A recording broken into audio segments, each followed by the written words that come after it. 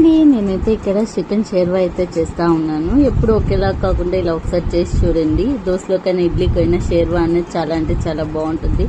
చాలా simple process అండి. నేను చేసేవి ఇలా కుకింగ్ కర్రీస్ అని చాలా అంటే చాలా ఈజీ ప్రాసెస్గా ఉంటాయి. ఇప్పుడు వంట నేర్చుకునే వాళ్ళకి చాలా కొద్దిగా డిఫరెంట్గా చేయాలనుకునే వాళ్ళకి చాలా అంటే చాలా ఈజీ ప్రాసెస్గా ఉంటుంది. ముందుగా మన ఛానల్ ఎవరైనా ఫస్ట్ టైం కనిపిస్తున్నట్టయితే సబ్స్క్రైబ్ చేసుకోవడం మాత్రం మర్చిపోమాకని, అలాగే లైక్ చేయండి, షేర్ చేయండి, అలాగే కామెంట్ కూడా చేయండి. వీటికి ఏమేమి ప్రాసెస్ కావాలో ముందు చూస్తుందాం.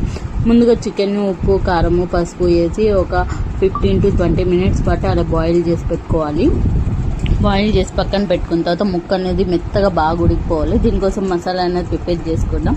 ఒక కడాయిలో ధనియాలు, ఎండు కొబ్బరి, అలాగే జీడిపప్పు, అల్లము, తెల్లగడ్డలు, అలాగే కొద్దిగా ఆనియన్, అలాగే టేస్ట్కి తగ్గట్టు కొద్దిగా కొత్తిమీర వేసుకుంటే టేస్ట్ అనేది చాలా అంటే చాలా బాగుంటుంది. ఇది కొద్దిగా గోల్డెన్ కలర్ వచ్చేంత వరకు ఉంటే చాలు, ఎక్కువ వేయకూడదు, మాడిపోతుంది. సో ఇంక ఇది ఫ్రై చేసుకొని పక్కన పెట్టేసుకొని మనం మిక్సీ అయితే పట్టించేసుకోవాలి. మిక్సీ పట్టించుకున్న తర్వాత కడాయిలో ఆయిల్ పోసుకొని ఇంకా బిర్యానీ మసాలాలన్నీ వేసుకొని ఇందులో నేనైతే జీలకర్ర అయితే యాడ్ చేశాను. టేస్ట్ అనేది చాలా అంటే చాలా బాగుంటుంది. అలాగే కొద్దిగా కరివేపాకు, అలాగే మనం పేస్ట్ చేసి పెట్టుకున్న మసాలా అనేది వేసేసేయాలి. ఆయిల్ పైకి తెలియేంత వరకు ఆ మసాలా అనేది బాగా ఉడికిపోవాలి. మసాలా అన్నది బాగా ఫ్రై అయిపోయిన తర్వాత పచ్చివాసన అంతా పోయేంత వరకు అలాగా లో ఫ్లేమ్లోనే బాయిల్ చేసి పెట్టుకోవాలి. తర్వాత మనం ఉడికించి పెట్టుకున్న చికెన్ ఎత్తి అందులో వేసేసి మసాలాకి ముక్క అనేది బాగా పట్టేలాగా ఒక 5 minutes పాటు అలా కలబెడుతూనే ఉండాలి.